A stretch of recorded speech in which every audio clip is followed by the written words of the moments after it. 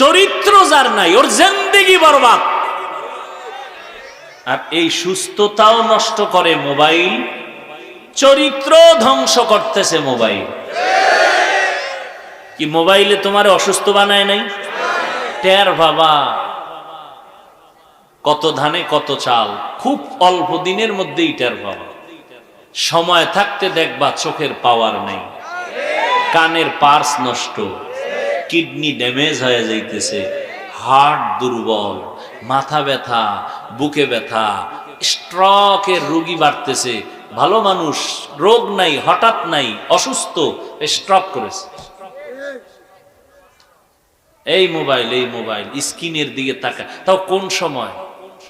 কঠিন এক নিরিবিলি সময়, মুরাকাবার সময়, নিবিড়ে দরজা জানলা বন্ধ, ওই সময়, যেই সময় আল্লাহর দেওয়া ফিরি রাতের ঘুম ছিল শরীরের মহা এক ঔষধ।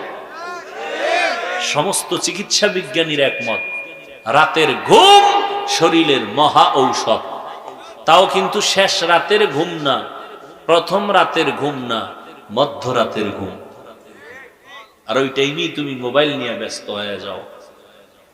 রাতের ঘুম নাই, শরীরের সুস্থতা নেই, চরিত্র তো নাই।